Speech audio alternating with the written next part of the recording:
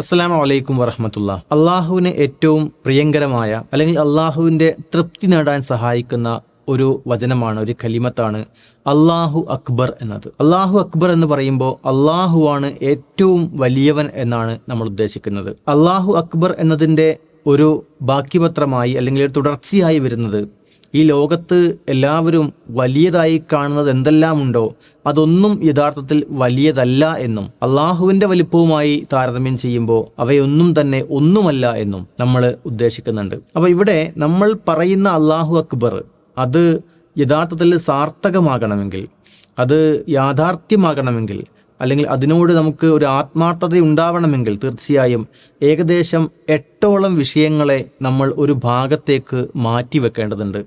അത് ഖുർആൻ നമ്മെ പഠിപ്പിക്കുന്നുണ്ട്. ഖുൽ ഇൻകാന ആബാഉക്കും വ അബ്നാഉക്കും എന്ന് തുടങ്ങുന്ന ആയത്തിൽ അള്ളാഹു പറയുന്നുണ്ട്, നിങ്ങൾക്ക് ഏറ്റവും പ്രിയങ്കരമായത് നിങ്ങളുടെ പിതാക്കന്മാരായാൽ, അല്ലെങ്കിൽ നിങ്ങളുടെ സന്താനങ്ങളായാൽ, അല്ലെങ്കിൽ നിങ്ങളുടെ സഹോദരങ്ങളായാൽ, അല്ലെങ്കിൽ നിങ്ങളുടെ ഇണകളായാൽ വ അസ്വാജുക്കും, അതേപോലെ നിങ്ങളുടെ സമ്പത്ത് ആയിക്കഴിഞ്ഞാൽ, ഔ തിജാറത്തുൻ തഖ്ശൗന കസാദഹ, നിങ്ങൾ നഷ്ടപ്പെടുമെന്ന് നിങ്ങൾ ഭയപ്പെടുന്ന നിങ്ങളുടെ കച്ചവടം, നിങ്ങളുടെ സമ്പത്ത്, അതേപോലെ നിങ്ങൾക്ക് തൃപ്തികരമായ നിങ്ങളുടെ ഭവനം, ഇതൊക്കെയാണ് അള്ളാഹുവിലും അവൻ്റെ റസൂലിനേക്കാളും, അള്ളാഹുവിനേക്കാളും അവൻ്റെ റസൂലിനേക്കാളും, അള്ളാഹുവിൻ്റെയും റസൂലിൻ്റെയും മാർഗത്തിൽ ധർമ്മസമരം നടത്തുന്നതിനേക്കാളും നിങ്ങൾക്ക് പ്രിയങ്കരമെങ്കിൽ നിങ്ങൾ അള്ളാഹുവിൻ്റെ ശിക്ഷയെ കാത്തിരുന്നു കൊള്ളുക എന്ന്, ഫതറബ്ബസു, നിങ്ങൾ പ്രതീക്ഷിച്ചു കൊള്ളുക എന്ന് ഖുർആൻ മുന്നറിയിപ്പ് നൽകുന്നുണ്ട്.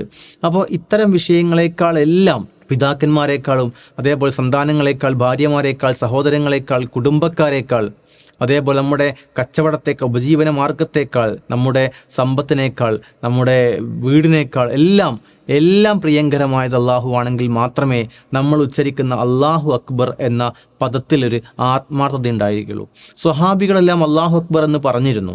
അവർ അള്ളാഹു അക്ബർ എന്ന് പറഞ്ഞപ്പോൾ റോമിൻ്റെയും പേർഷ്യയുടെയും സിംഹാസനങ്ങൾ ആടി ഉലഞ്ഞിരുന്നു, സ്വേച്ഛാധിപതികളുടെ മുട്ട് വിറച്ചിരുന്നു.